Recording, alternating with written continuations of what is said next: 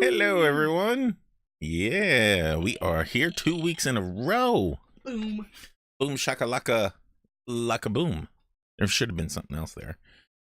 Yeah. So we are here this week to talk about Star Trek Discovery. What was the title of the episode? Perpetual infinity. Wow, nice. She got it. I got it. Oh, she's gonna be coughing tonight. Sorry, I ate something. Oh And no. also very Oh. fracas. Fire. Fracas. A little fire. All right. So, this week is going to be very haphazard because we have absolutely zero show notes. Yes. And also, we've redone the studio a little bit, so I don't really know where to look anymore. I know I'm looking in the right spot right now, but I'm going to look down, do something, and then look back up and be looking up here because I got a monitor up there and down here. So I'm just sorry, everyone. What? No, I'm just, filling people in. What did you eat that was so spicy? I had hot tacos. And some nuts. All right. All right, and just in case you didn't notice there at the beginning, I've been working on some transitions. Let us know how you like this. I'm going to develop a few more with different sounds, maybe. So then each time we go to her, I'll get some kind of maybe I'll play the sad horde sound effect. Yeah, I would do that. Hi, Babcha. How you doing? But hello. Now we're back here to this one. So, all right, this week was pretty different from last week because Yes. the week before last was just action, flying, storytelling going crazy. Yeah. And then this week had a more mellow feel to it because they were trying to figure out stuff. Yeah, there was a lot of yeah. What's happening? Watching a dog waiting for her and waking her up. Waiting for her to wake up. Well, blam. I'm showing the. Oh, you really? Can we? I'm going to do a poll that we need a third monitor in this place somewhere behind me so she can see the display because we need that. But anyway, so I'm showing the picture here. Hold on, maybe can I? No, because my camera's on that. Yeah. If anything, we could probably turn that one up there, but we don't want to do that right now because it'll crash, and then I'll curse, and I'll get kicked off of streaming. You want to try it? You want to be bold? Don't hit my camera. Oh God, is that enough? Stop. That's good. All right, good. Hey, Oh my God, I'm so scared. As soon as I click the stop, just everything is going to explode up in here. All right, so that was her waking up, as you were saying. Yeah, she Captain Jacked it. She did Captain Jack it from Doctor Who. That's one of my wife's favorite parts of Doctor Who. Whenever Captain Jack Harkness kept on. Mostly on. That's true too. He died mostly on Torchwood. Died a lot. Did he really? So, yeah, I guess he did die more. But yeah, so that was her waking up, and this is her getting told, so I might have been a little bit off, says Dr. Colbert.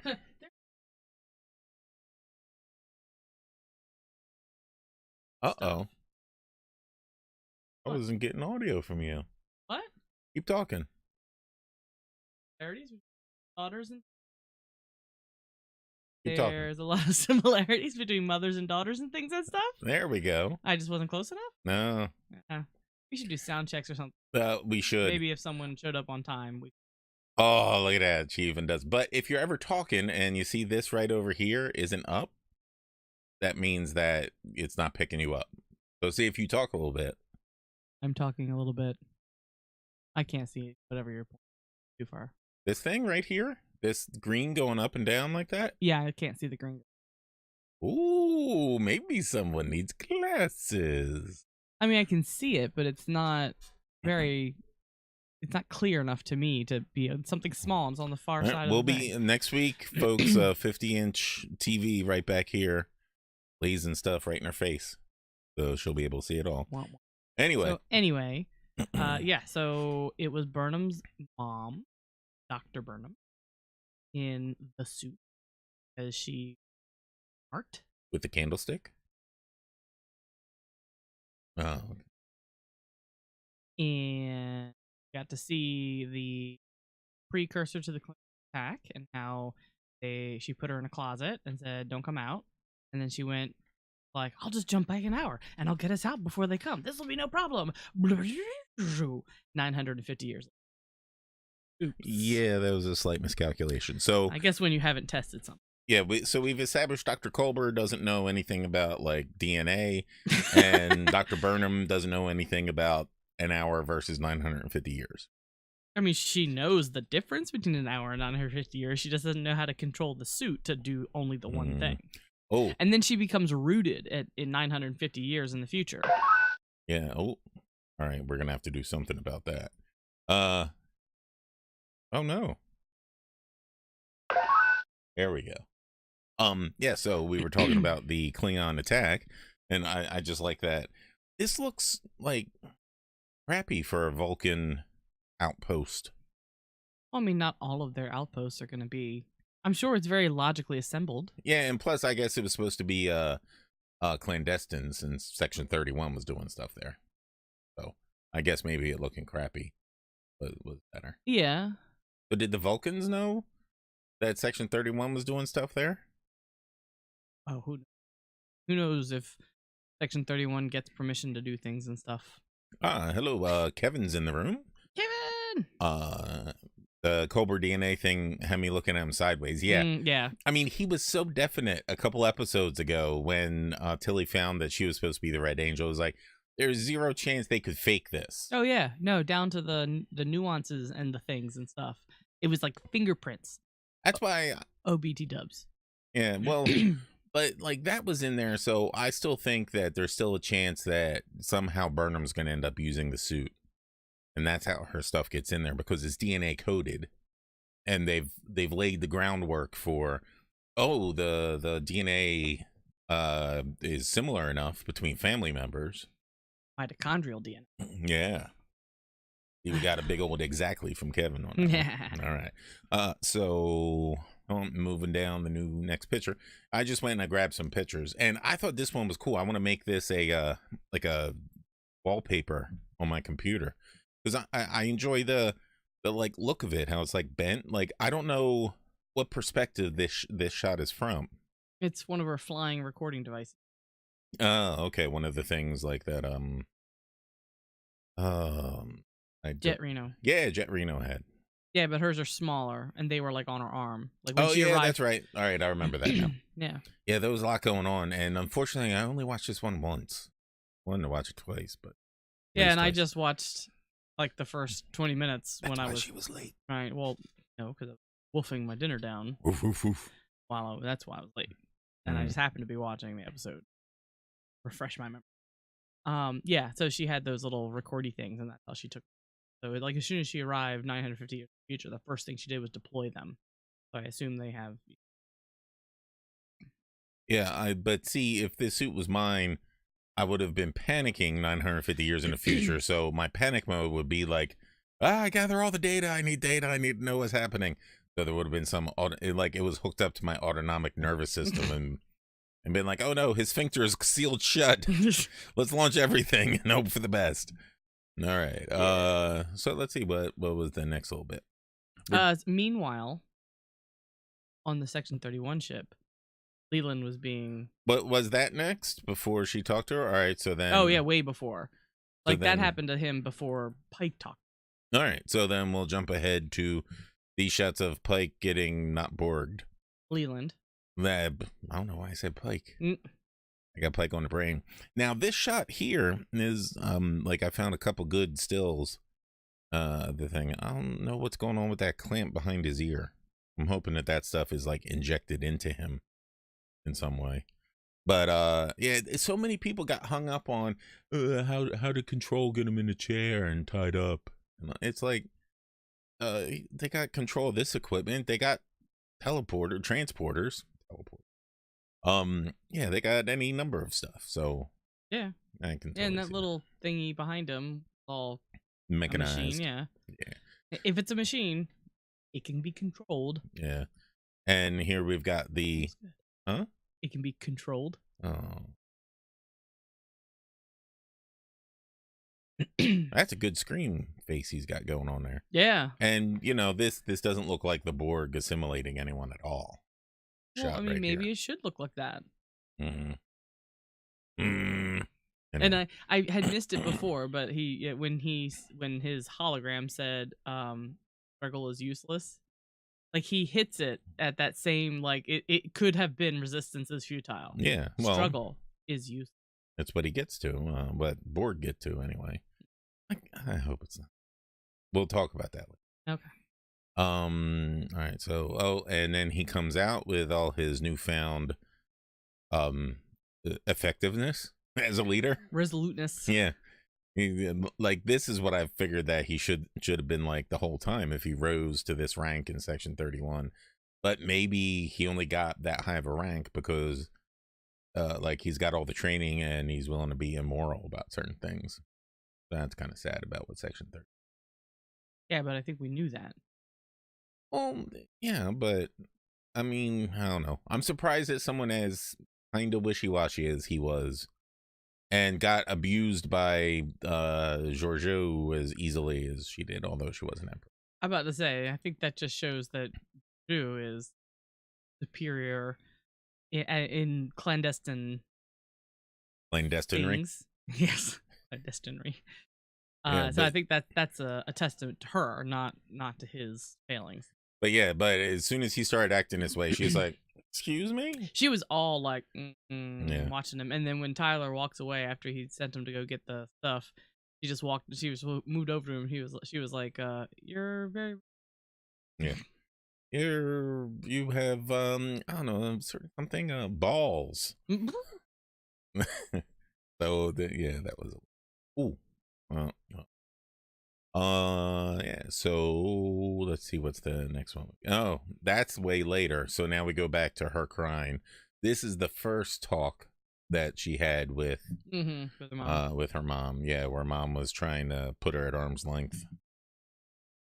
And yeah, I don't want to go through and do a whole, because everyone fine. Must have. I'm sorry, everyone. We forgot to say spoiler warning at the front of this. Hopefully you figured out. So what's actually going on with his face here? That's what I was trying to figure out. Why was just like parts of him hanging open? Like parts of him hanging open? Like, yeah, like yeah, his face opened up. Yeah. And I don't know, some sort of maintenance thing. Who knows? Some sort of maintenance thing. I don't know. Here, what if I do this? Something that would definitively show Ash Tyler. Yes. Not Leland. Yes. Is that better? That's fine, yeah. Like it's bigger so you can see it better. All right, let's see what else we got. And two of the moms talk. Well, I got 2 of the 3 mom talks like I wanted. Yeah. In this episode. And yeah, we find out that Georgiou's not really as bad as she tries to be. Yeah, but I don't know. I'm surprised that her turnaround was this quick. I mean, it's been a few episodes. Well, I mean, it's been a few months and all, but I thought it would take years for her to get the stink of the Terran, the mirror universe off of her. I think that she is. I mean, I think she's genuinely emotionally connected to Burnham. Yeah, yeah. And so that's why we're seeing. I think she's very good at deciding what she's going for and having a plan and executing it. And but I also think that she does have a protective. I think that having raised her Burnham, it was just, it's too much of a motherly connection. Kevin in the chat says, do you think Section 31 likes weak people? Maybe they're easier to order around. And to a degree that's true, because no matter what in the military, they like breaking you down a little bit, and then they have some leaders of the thing. So Section 31, you would think that. I'm certain that Section 31 is full of people who are manipulated, whether they're easily manipulated or not, but someone who has things that are able to be used as leverage against them. That was why Georgiou had referred to them as the misfit, because it's people who have flaws, so those flaws can be can be leveraged against Yeah. them, who have made mistakes, things that may have washed them out of regular Starfleet, but they still have all that skill and training, and now they can just be applied to Section 31, and they're not going to be shouting about it from the rooftops because oh, and don't forget this thing that we're forgiving you for now because you're doing this service. Yeah. And also one thing that hold on, adjusting cameras. Hey, something that Control said when it was berating Leland and everything was that like he was easy to corrupt. Like it was easy. It's going to be easy for Control to do whatever it wants as Leland because Leland would do whatever he was ordered to. So maybe Control's been working at this for a while and got Leland into a position like helped. Yeah, well, he said that it was going to be advantageous for him to be Leland because Leland had shown moral ambiguity. Right. So that, he could be giving odd sounding orders and people would just follow them because that was how the chain of command. But isn't that how everyone in Section 31 is supposed to act or does act? Right? Yes, but Leland is the one who's been in our show, so this is why he was chosen. And Kevin in the chat raises another. Yeah, this is an excellent question. Yeah, go for it. You read it. Kevin asked, "How did Dr. Burnham get all her hair care, skincare, and food? She's glowing. It's hard enough for me to get hair care products here in Toronto, but she's getting spa facials and on treatments. Yes, she's looking good, and her hair is certainly not showing like she was living on a planet by herself, but she was also traveling through time, so maybe she was popping back to get the hair done, or maybe this is why Michael's DNA was in there, that she was constantly getting infused with young DNA, and so that kept her hair looking nicer and not scraggly and gray. And I don't know. Hey, I'm reaching here, but I mean, so now I'm just thinking one of those 841 missions or whatever it was. Michael comes across Bog. I just went to the spa for a weekend. That is all. Click. It's just a shot of her just laying there, yeah. Mask, cucumbers. Control inching its way in to try and slit her throat while she's Yeah. All right, that's all the pictures I had to cycle through. Yeah, it's nice. Oh, I still don't have it worked out where I can look at you this way and you look at me that way. Hold on, I'm gonna get that worked out. It's gonna happen. So what else happened during this episode that you would like to discuss, my lovely?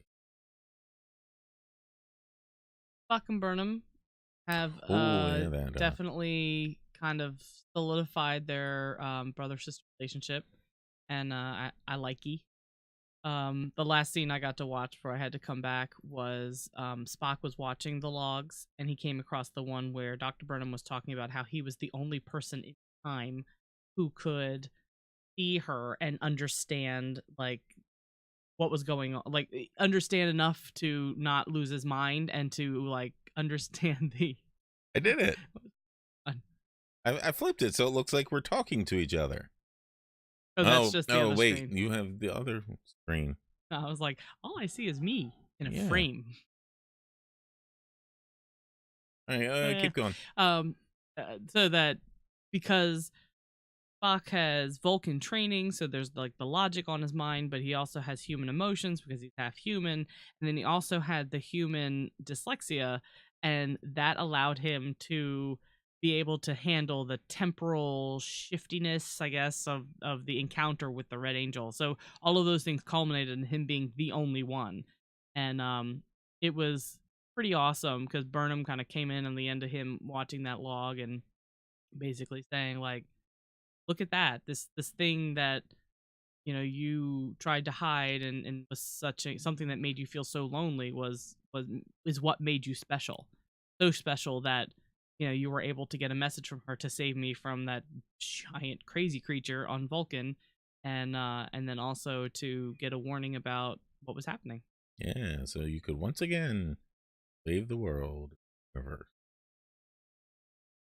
Anyway, so yeah, so Spock at the end of that, the end was definitely an awesome setup for, like, he should have came in and been like, well, all right, we've got the final 4 episodes where we wrap all this shit up coming up, so get on your strong the uniform and let's get out there. Yeah, it has been a flip because like she had to basically go and save him.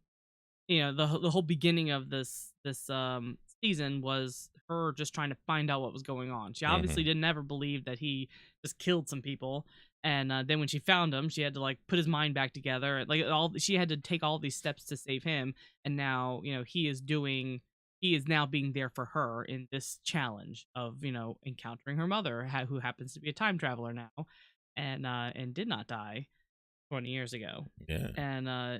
And so he's been pretty steadfast with her this whole episode. I thought was really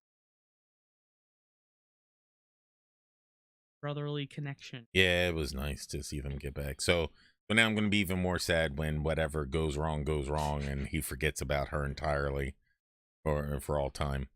Made a question. Did they explain why time travel would be hard for people to process? Like, why couldn't anyone else but Spock understand what they were seeing? Other people in Trek have understood time travelers. I think there was something in the way she was time traveling, something to do with like the time crystal and whatever wormhole she was going through. So there was something about that, like there was a temporal issue with being able to perceive her. It was the tachyons. They threw off everyone's perception of. Yeah, tachyons are always the answer. Well, they are. If there's a question, the answer is tachyons. Yeah, and this time she actually floods the area with tachyons when she shows up. So, yeah, see, so they've perfectly explained it. No, there wasn't a very good, I think, sciencey. Like, there was a lot of science when they were trying to explain stuff, but I mean, what we were supposed to understand is that, hey, only Spock could communicate. I think that was the thing. I think it was like the communication, because clearly, like, Saru saw the Red Angel and Burnham saw the Red Angel. Yeah. And the people who she pulled to Terra Elysium saw the Red Angel. So I think it's the communication thing was what made Spock unique. Yeah, and like she couldn't get out of the suit at any of these places, right? So she had to stay in the suit. Yeah. But I still don't understand, like, why. I mean, she could have programmed one of those flyy things to, hologram project an image, save us. Discovery, our only hope. Oh wait, hold on. That's a different show. But yeah, I mean, it was their MacGuffin. They're one of many MacGuffins. There. It's a show about space and. Yeah, and I still wish that they wouldn't have included Spock, because they could have gotten all this done without having to use the crutch of Spock. Yes. Yeah, I think so. But yeah. I mean, but that's just me. I do enjoy what's happening and what he's done, and I like. Yeah, but if we weren't going to use the crutch of Spock, then we wouldn't have gotten Captain. Well, what? Why? I don't think that's could have gotten Pike without Spock. So Enterprise would have showed up, Pike would have joined them, and then Enterprise would have left, and we never would have seen Spock, or they'd like. Spock could have been on Risa for the week when all that stuff went down. Yeah, I'm sure that's a big destination for him. Oh, come on. I got nothing. Yeah. Hey, I pulled Risa. It's the only vacation destination I know of in the Federation. Where else is he going to go? Ferenginar? That's a place. Shut up. Yeah. Anyway, yeah. So, anything else we want to cover about that happened in the episode? Let's think. again, I really appreciate Sonequa Martin Green's portrayal of Burnham because she is both strong and vulnerable, and her vulnerability has really been shown whenever, because her parents, the guilt of the weight of the guilt that she carried around for 20 years thinking that she got her parents killed has made that whole time it brings her back to almost like a childlike sense. So Yeah, when she yeah. woke up and she was like, dude, I had the strangest dream. I thought the Red Angel was my mom. Yeah. But it was me, right? Isn't that was silly? yeah, and then they were like, no, it really was your mom. Like, she again went through this like gamut of emotions, but like the first one was like, no, and I mean she Yeah. almost sounded childlike. She Mhm. died. I've already I went through all of this pain and trauma, so Yeah, she clearly can't be alive. It was the same thing that happened when she was talking with Leland, and he was filling her in that of what her parents really were, and she was like, "No, no." Yeah, yeah. It was And very kid like. Yeah, I really I like it. Kind of tethers her to that trauma, and it tethers her to the age she was when she had that trauma, and that it had been kind of unprocessed, because then she went to Vulcan, which I really don't think was probably the best choice to send a Nope. human child who had just lost her parents to a Nope. planet where they're like, we don't just do emotions here. And she Well- was like, all right, let me just shove all of that guilt right down. Yeah. Instead of like, processing it and healing from the guilt. And So why did she end up going to Vulcan? I think because Doctoria Alpha was a Vulcan colony, and I think that Sarah kind of used his, And like he diplomatic felt thing. bad that he was unable to protect them. Probably. Oh, That seems like a Sarek type thing to do. So I think that he was like, yeah, I'll take this refugee. Oh, and because he wanted her for Spock anyway. Yeah. Uh, Perfect. Yes. She has no parents. Yeah, I good. need someone for Spock. So yeah, it's orphan time. I think that's. And anyway. All right. So yeah, the end of this episode, and of course everyone knew that the suit and Burnham had to go away because Dr. Burnham. Dr. Burnham, because they couldn't have like stuff out there, but like she wasn't just going to join up with the crew. Yeah. So got slingshotted back to Terralisium. And and we did get an answer as to why she saved that group of humans. To see if it could be done. To see if it could be done. So if she could change Why'd the past. you climb that mountain? Because it was there. Uh, The fact that Sarek and Amanda took her to Vulcan and not to a therapist is unforgivable. I mean, they probably had some amount of therapy-ish that went on, but I don't think that the environment... How many therapists are there on Vulcan, do you think? Exactly. Whichever ones we shot there in a rocket. That's how many. I mean, there was probably something. I don't know. I don't know how many. I don't know if there's a human. But I will bet that she did see a therapist from the Federation before she went there. Yeah. But I'm sure Sarek like pulled his diplomatic weight to get her to be his ward. I think that's. Yeah. So are we going to see at some point in the future, Section 31 comes to Michael and is like, hey, so your parents also did this bio research and they implanted you with some stuff. So we're going to need to suck all that out of you. Like, her parents were part of Section 31. So maybe they were trying to make her bigger and better, stronger, faster. Maybe that's why she's so smart now. Neither of them were bio. He was I know, which is why then no one would look for it there. Perfect. I know. No, that was just me being silly. Yeah. Okay. Next episode, do we want to I was gonna read the summary? Summary. That's the word I couldn't think of. Thing. So, as IMDb says, a fourth signal leads the USS Discovery to an insular world where Pike is forced to make a life-changing choice. Burnham and Spock investigate Section 31 ship gone rogue, leading to a discovery with catastrophic consequences. Yeah, so that insular world is the one where Tyler and Laurel sent their baby. Yes, that's The right. Klingon world of Started with a B. it did start with a B, and there you go. Baby Bjorn planet. Yeah. Oh, okay. Yeah, I could just see Klingons walking around with a baby strapped to their front. It was funny. That'd be awesome. When it was funny when I watched the preview, and they go to this planet, and I was like, really? Because I really thought that they were just like, we're gonna shove this kid on this monk planet, and we're never seeing it again. And I was totally cool with that. Yeah. I was totally fine with them just being like, nah, we can't do this kid, so we're just gonna put him over there, and he's gonna be fine. He's gonna have a lovely life as a monk. He's not gonna know any different. It'll be great.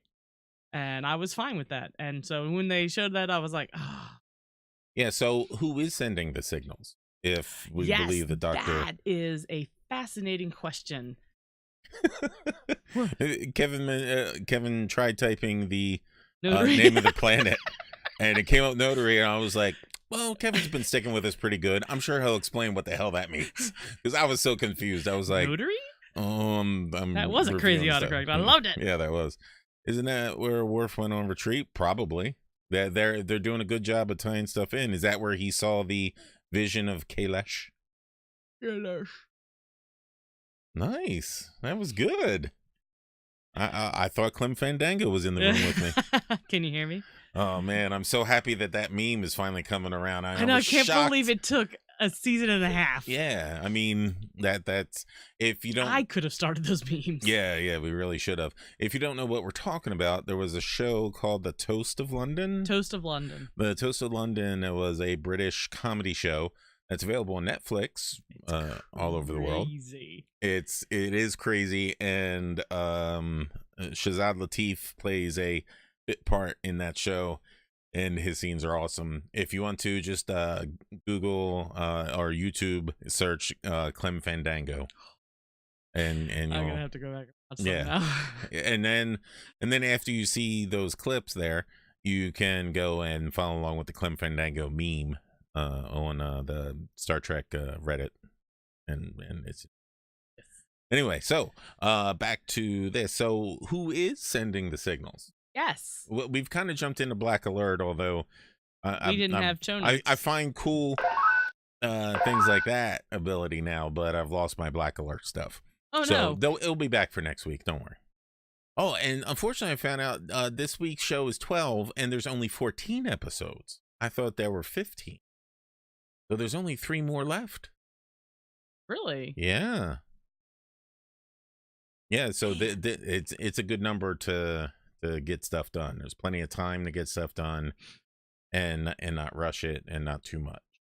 Not like last season where I feel like they fell apart and those packing on those other 2 episodes, and they're about the Klingon War. Yeah. Like it was so obvious that they were set up for getting back and that being the end. And maybe doing the cliffhanger thing of, oh, we lost the war, crap. But then they went and had to, I didn't like it. Well, but I mean, they had to not lose. Like, they couldn't leave it that the Klingons were just, They could have left it on the cliffhanger of that episode when they came back from the Mirror Universe. That could have been the end of the season with a huge cliffhanger. Well, then the beginning of this one would have been... Then they would have had a whole second season of... Yeah, trying to rectify the war and everything. But they made it. I would not have wanted a whole season. But then I would not have wanted. Yeah. I don't mind a 2-episode denouement to like clean that up. I would not want a whole. Yeah, but that 2-episode denouement was a little bit like it was too. You're channeling. Our son does not like denouement of and any he kind. Can sense when they're starting. Yep. I mean, it's immediately his brain just snaps and he's like, "Well, I can't pay attention to this anymore." Yeah, I'm see, like, Kevin's on my side. He says those last 2 episodes shouldn't happen. But I do Yeah, agree I mean, that they maybe didn't need they a whole shouldn't have season happened. to wrap it up. Yeah. But they were not ready to wrap it up there, and I don't know why they got 2 extra episodes I don't or know. whatever, but Yeah, it I can was definitely agree that it was writing, and mm, it was like, a giant MacGuffin, because it was just like, here, take this bomb, and now you have the power over everyone. yeah. Um, but like, I'm glad that's how the whole season ended, with that balance of power instead of Yeah, yeah, because yeah. would not have wanted the whole season. I don't know if I said that enough yet, but I would Mm, not have wanted a whole no. season of that. Uh, No, I think that it is the big mystery is who is sending the signals. Why are these signals appearing? I'm yawning and I'm oh, sorry. she's yawning. Oh my Well, gosh. see, I think that the signals are getting sent by Burnham in the suit. You want Burnham in that suit so bad. I no, but I think it's obviously something sending the signal. Oh, and we went back and watched Calypso. Yeah. Yeah. Went back and watched that because do you want to fill people in on that thing that we found out about with the Vidrish? Yes.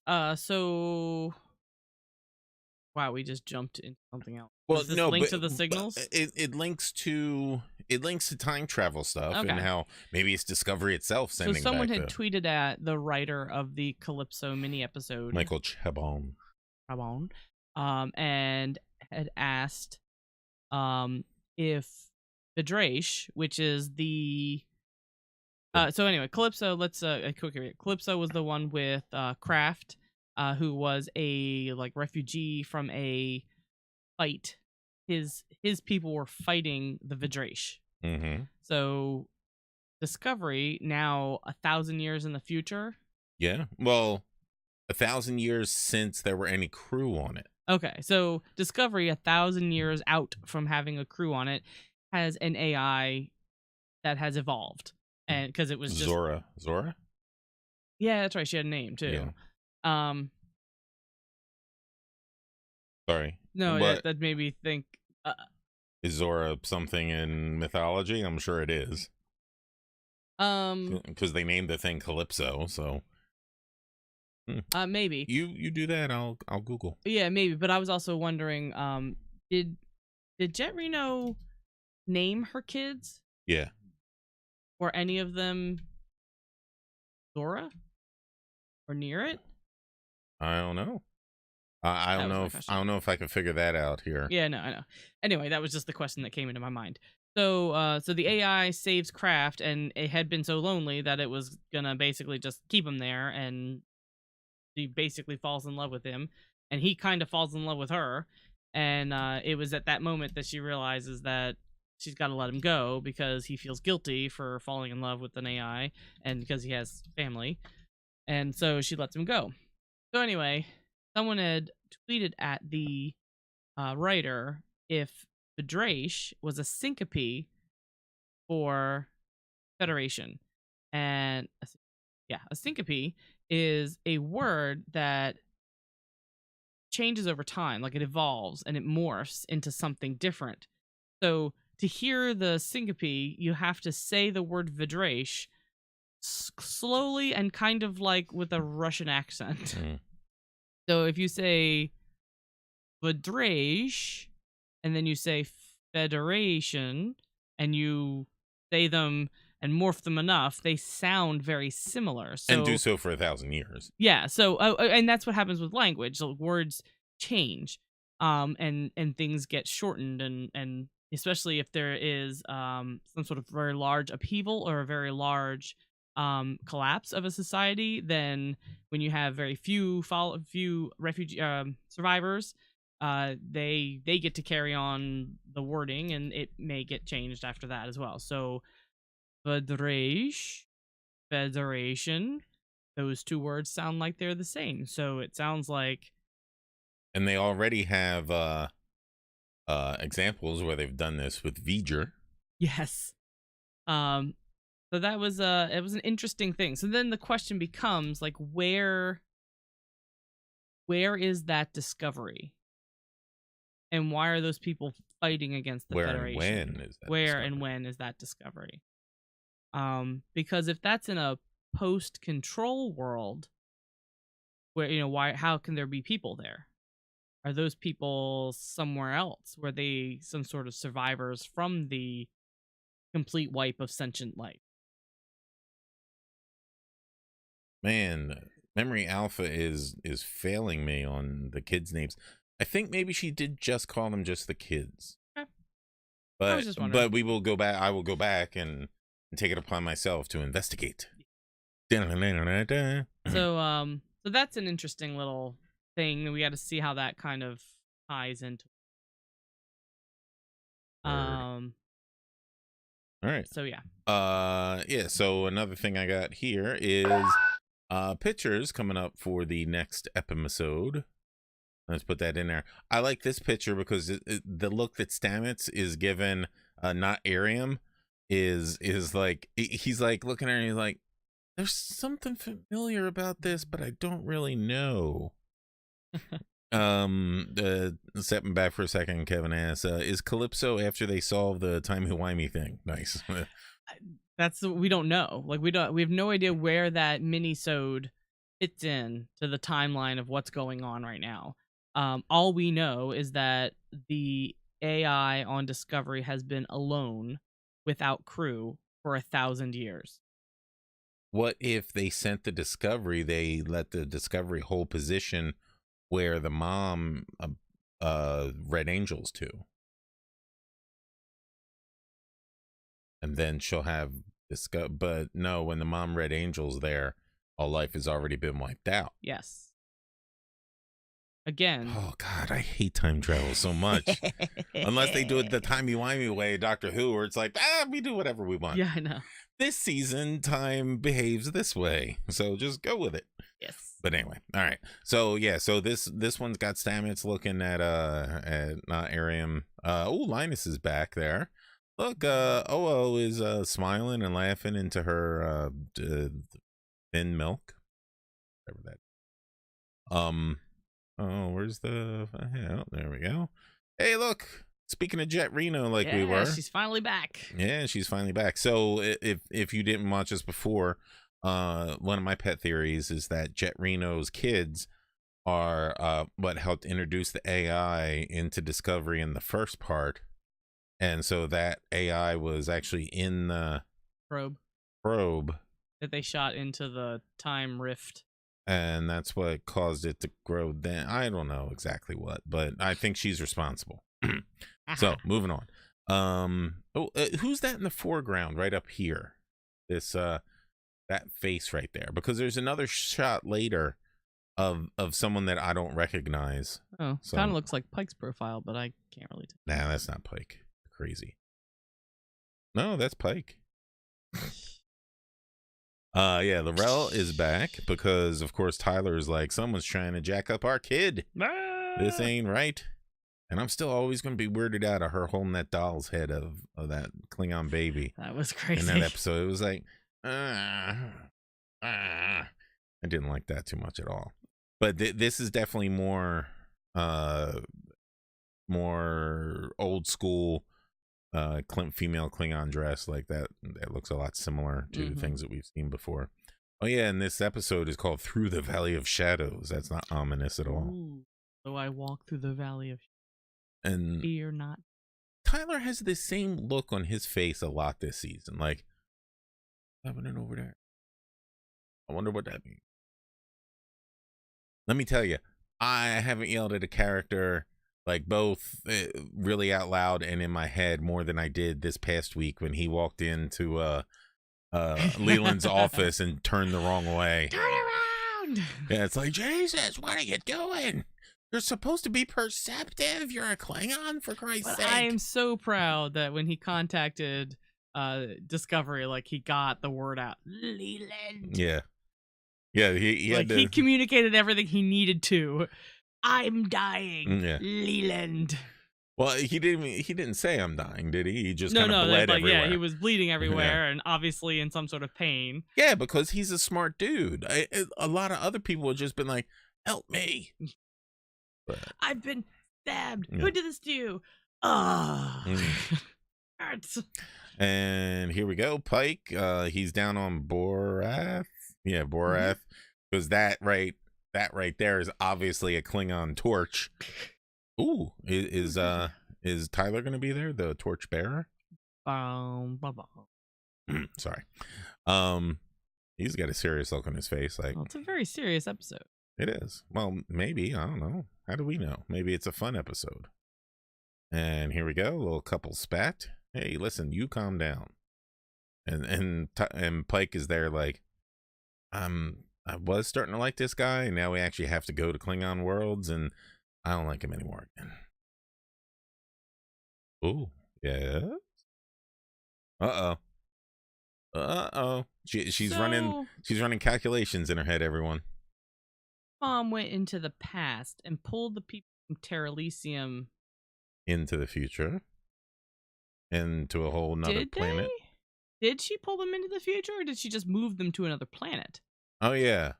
Yeah, she moved them to another planet. Okay. But she should know that that planet was gonna get, like, irradiated at the time of Michael Burnham. And she's 950 years into the future. Why would she have known? Because she was on that planet. Her home base was Terralisium. Okay. Like, wasn't that what, like... Well, maybe it was just like a burst. I can't remember. I thought the rings were degrading and they were going to, like... Did the rings degrade because they showed up, or because that signal appeared? The signal appeared. They got there, and I don't think they caught it. I thought they just happened to be there, and they were like, "Oh, this stuff's gonna irradiate all those people." So maybe she did know, or someone knew and sent the signal so that the Discovery would save the planet. And it's just one of those paradoxes where she's able to be on the planet because it was saved because there was a signal and the Discovery saved it. Yes. So there's another time traveler in here somewhere. There's someone who has gone through this whole... That's the thing with time travel, because her mom at this point had only done 800 logs, and at which point? At the point where they this episode. Okay, yes. So her latest plan was to knock the sphere into Discovery's path, so that they would end up with the data and hopefully keep it safe from Control. Right.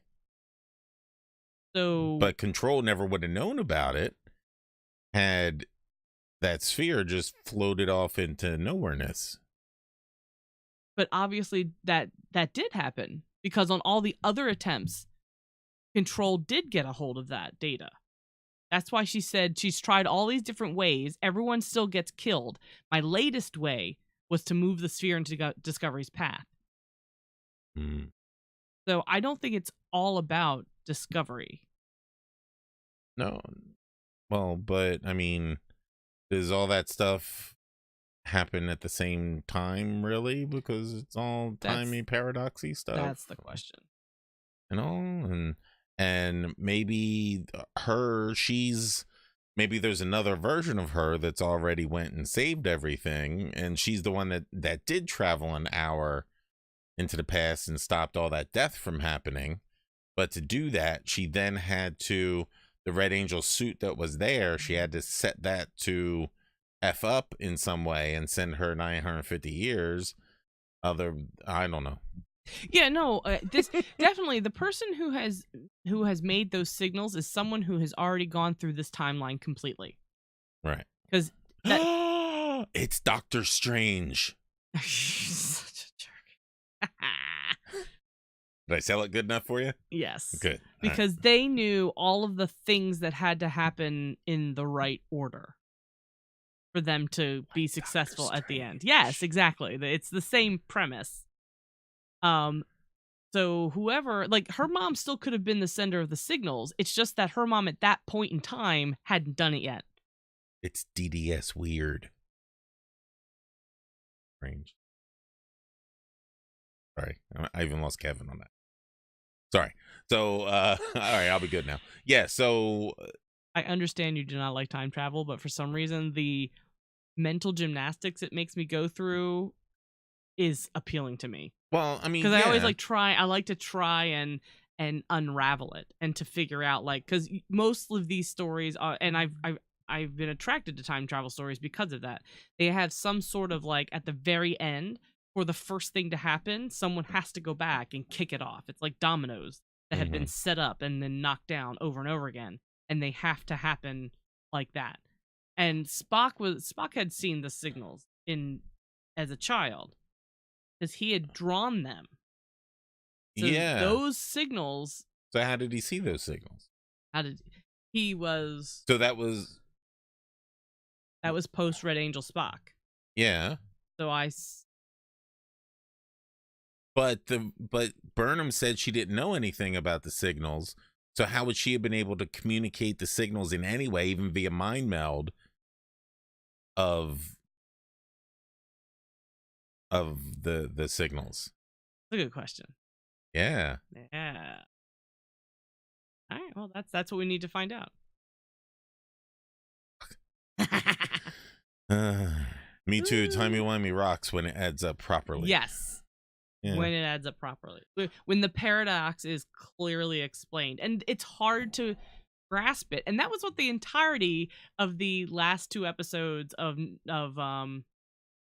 Next Generation. Generation was. It was trying And to they get, still fucked it up. and they was trying to get Picard to understand how the paradox was working. And yes, it still at the end didn't Work. quite Because add if up. it worked when they first got there in the past to that location, there should have been a spatial anomaly shrinking.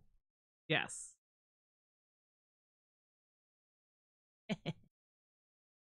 Anyway, all right. So we totally rode off the rails. We were talking about next episode. Oh yeah, and how Doctor Strange is really the hero. All right. I'm just happy because I got my tickets today. So, all right, moving on. 7 of 9. Hey. Nice. All right, so who's this in the middle? Oh, hold on. I love that effect. Who's that dude? Sure. And it says underneath, what is it? Gant? Stand by. Standing by. This section, enhance. Gant. Gant. Oh, he's a bridge crew. Really? Yeah. There's no one named Gant on the bridge. Pretty sure. No. Yeah. What position? Where? Tactical. No. It's K-Rock is tactical. K-Rock? Yeah, that's his Twitter handle. Are you talking about Bryce? No, Bryce is comms. Yeah, Bryce is comms. Yeah, Bryce is comms. Rock. Come on, man. I'm just saying words to you as far as you're concerned, huh? Yes, sounds actually. But let's pick this episode here. Hopefully he was in it. Quack. Oh man, how is he not in this one? See full cast list. Come on, Patrick Kwok-Choon, Reese. Is there a Gant? No, he's in different outfit and everything. There is no Gant. Get on mic. Is there a Gant? There is no Gant. I'm telling you. Well, then maybe he was on the 31 ship. Well, but if he was on the 31 ship, like this. Oh, wait, this is semi. Yeah, all right, this is similar. So you're saying he was a Section 31 dude? Yeah, maybe. Oh, look at that. Kevin met Rise. I met him at my friend's birthday party on Saturday. Well, ooh la la. Look That's at that. awesome. Yeah. What was. Well, and who is your friend? yeah. Yeah, who's your friend? Gene Roddenberry's son. Gant was on Shinzu. No. Yes. No. Yes? That guy died. Oh, hold on. Gant. No, you're thinking of the young guy. Yeah, I'm thinking of No. that other guy. So Gant was on Shinzu. Really? Yeah. Was he Ah. tactical on the Shinzu? Maybe. Am I determined to make him tactical All somewhere? right, well, hold on. We can go back. Episode 1. Yeah, man. We got time to search, right? This is a live stream. It's all good. We're all having fun. I didn't know my friend knew him. Nice. So you just turned around. There was a person from Star Trek Discovery there. That's pretty awesome. Tell him he's cool. We like him. I follow his tweets. If you ever see him again. No idea where I'm looking for now. Red Angel. I was shocked. Yeah, I would be shocked too. Yeah. He turned back around. Oh, William Shatner. Hey, how you doing? Everywhere I look. Uh-oh, you're getting some kind of... it's time for bed. Oh, man. Oh, God, it's 10:30. Yep. Well, we've only been doing this for an hour. Writers, that's pretty cool. Writers, Gene Roddenberry. Ooh. All right, now we're scrolling. Herman Gant. Ali Momin. Yep, that's him. What was that? Whose name it was? Yep, there? Ali Momin. All right. Well, all right. That's extra awesome. Herman Gant. All right, we gotta click on that character. Captain, we have to fire on them. Hit that ship with... Oh, that's Burnham. Tactical logs ready. Yeah. Told you it was tactical. So where has he been? Why is he there? Yeah, well, maybe everyone from the Shinzu has a stink about him.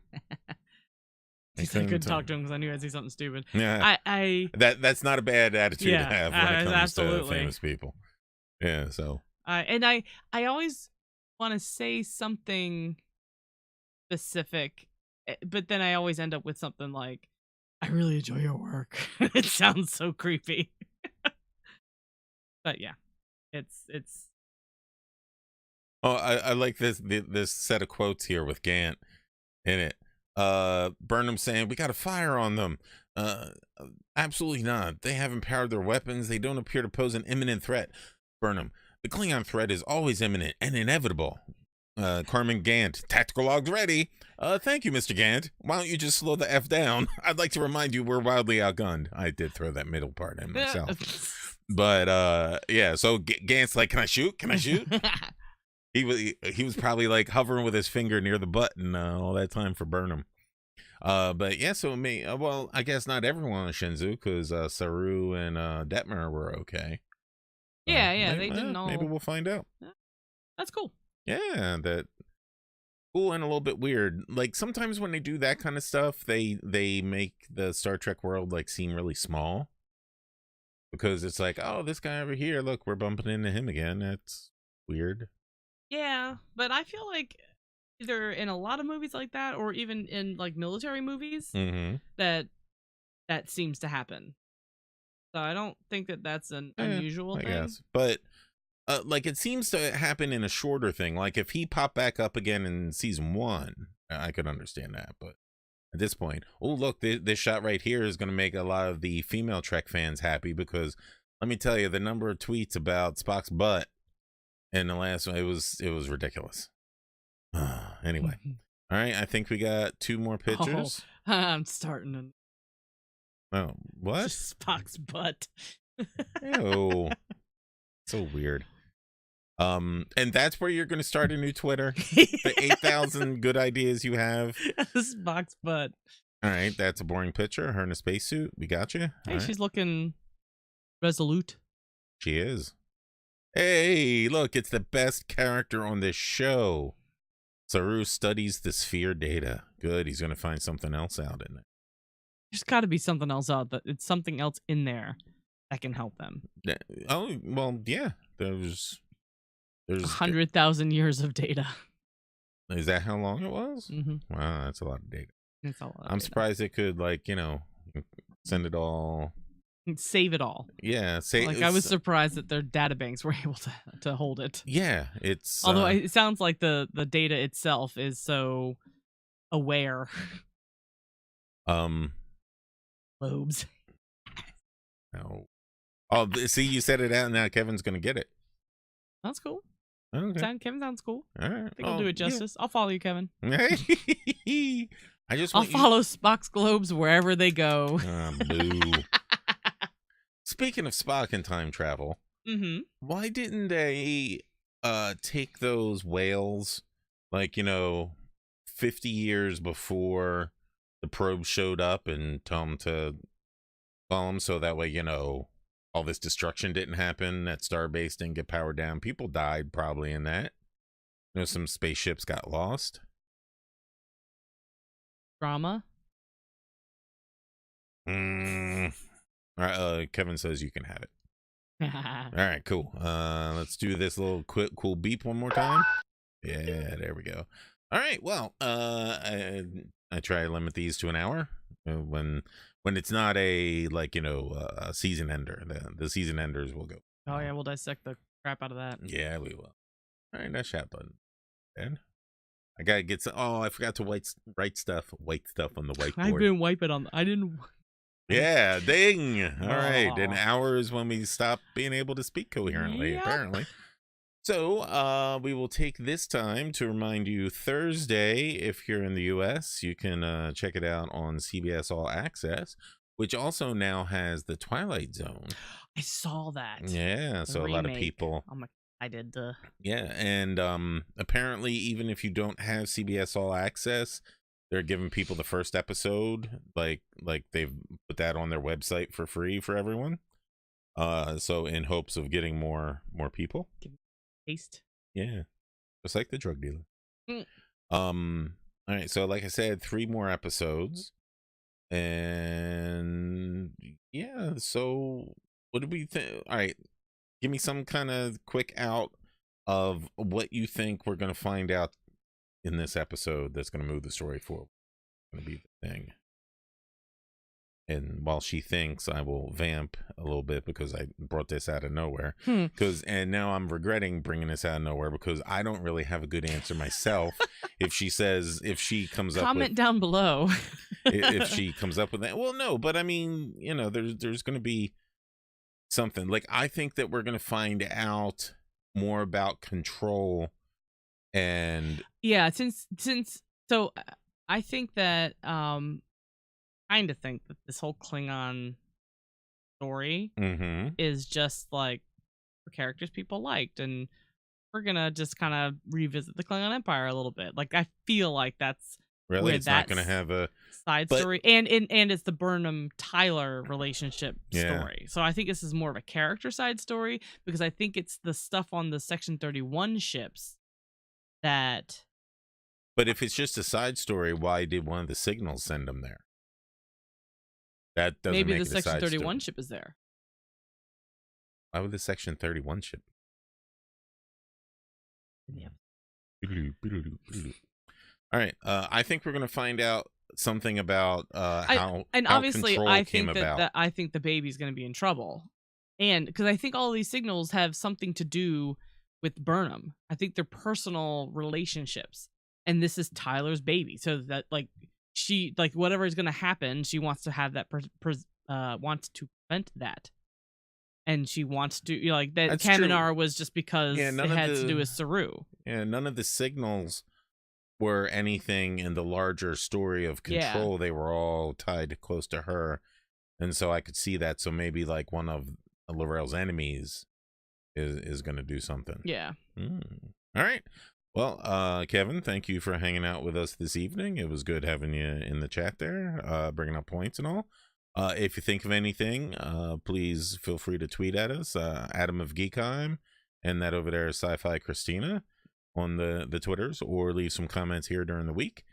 And hopefully, we've been trying, but she's been slacking on me about wanting to do a instant reaction show after on Thursdays after we watch. This week you put the kibosh on it. Oh, hold on. You agreed with me. I want the Klingon story to end, but the actors to be recast as Disco Crew in season 3. Well, why not? They did it with Ariam. The actress that played Ariam got recast, and now she's in that spot as just like regular old human. Yeah, Mary Chieffo is pretty awesome. Yeah, she is. And I would actually love to see her acting without all the Klingon stuff on her. Yeah, I wouldn't know what to expect then. She's very tall, apparently. That's why she's a Klingon. I'm bored of the stuff that they're doing with the Klingons now. I wish that we could have some Klingon stuff that wasn't them infighting or trying to decide who their leader is, why they should follow their leader. Yeah, I guess I'm hoping for something that shows us a little bit of the future of the Klingons that we know in this episode. I also had a real quick thought. Yeah. Leland knew where the baby went. And now Leland is control. Oh, okay. So I don't know what that means, but that's a fact. that is a fact. That's the fact, Jack. And now that we're making Stripes references, we are going to sign off. Time to go. I'm Adam of Geekheim. That's Sci-Fi Christina. And we're going to say bye. Now, this is the time when I wait a couple seconds. And then finally.